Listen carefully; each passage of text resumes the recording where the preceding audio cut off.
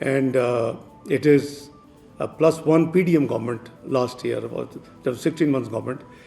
Our priority has always been to take care of the red zone, which has the parliament, which has the Supreme Court of Pakistan, which has key federal institutions, as well as, more importantly, the diplomatic corps, the the diplomatic enclave.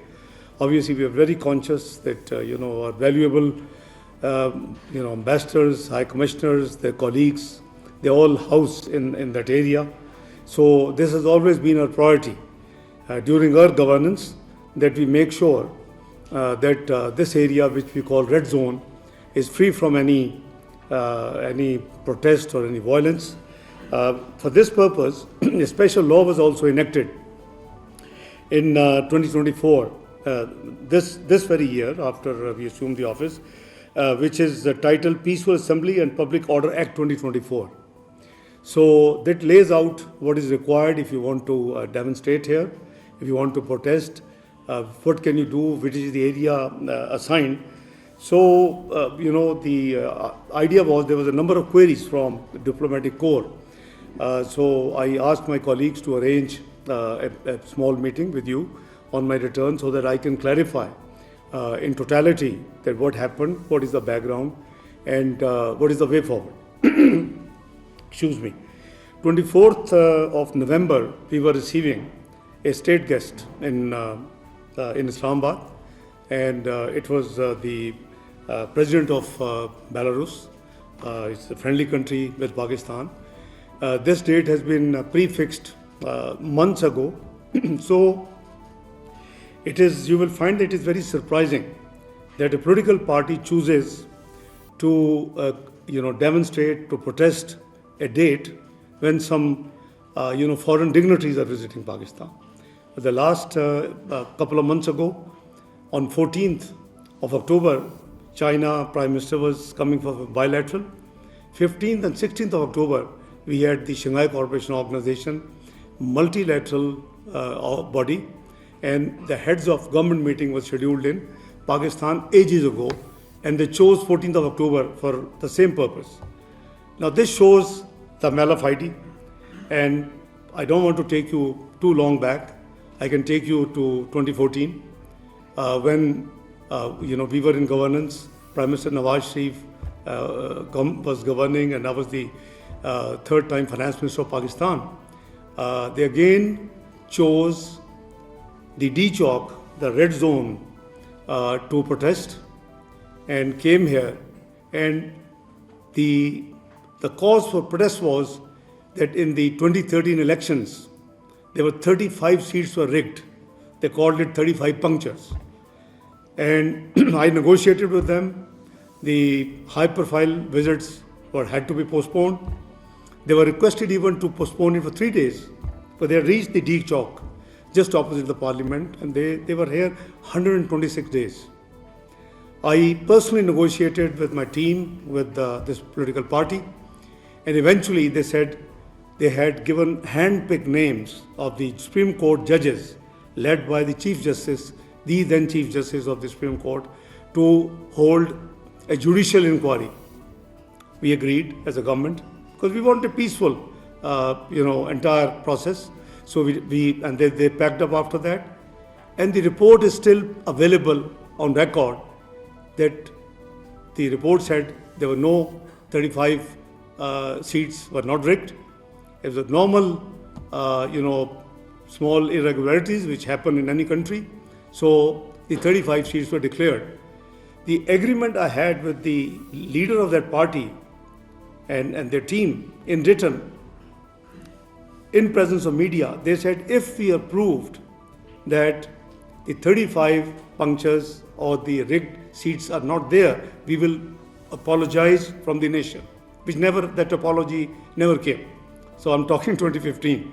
So you see, this is the history, and this is most unfortunate.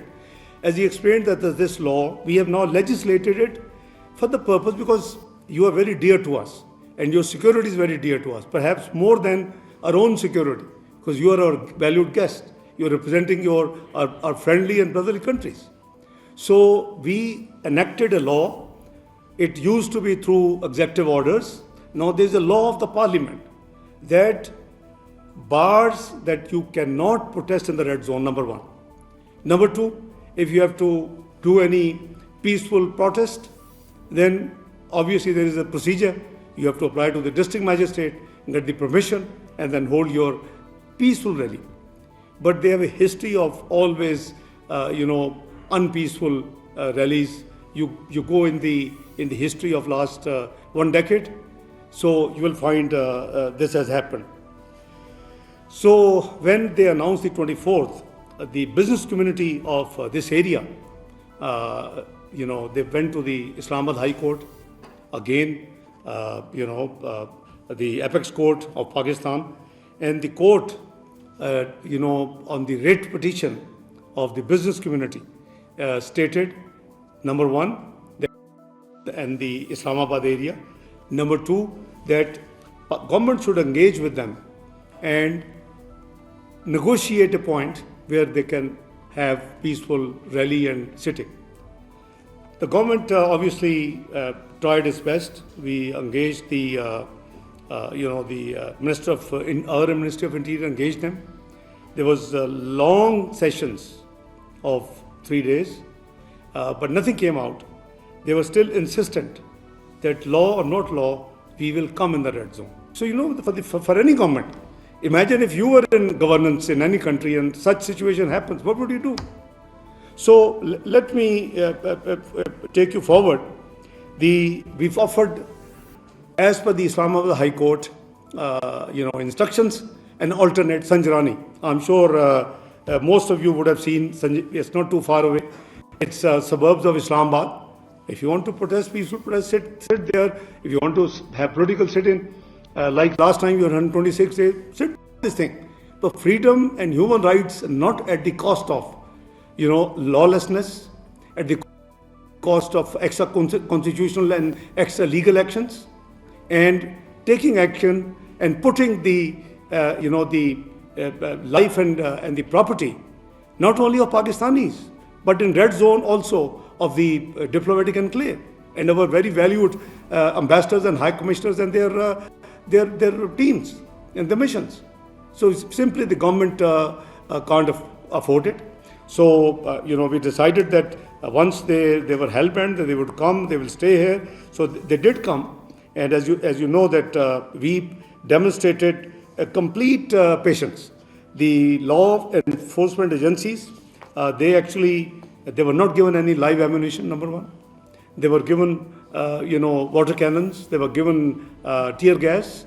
They were given, the batons, but not the live ammunition.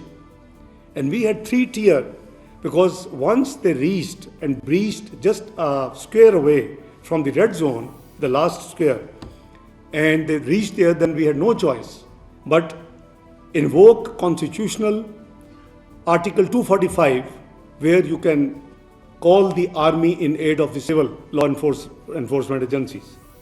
We did it. And but the army was never in the forefront, number one.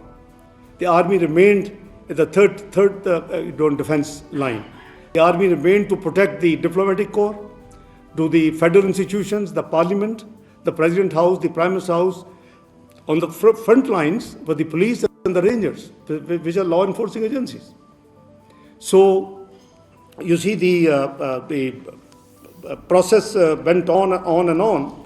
And let me assure you, and you'll find it, they had all the resources of the provincial government. Now, where it has been written in any part of the world that there is a federation and federating units, that you use the public resources to mobilize, use the public resources, you use the gas shells, you have all the ammunition, and you bring to the federal capital, where all the federal institutions are functioning, and they are the ones who collect the revenue and disperse the revenue to the federating units.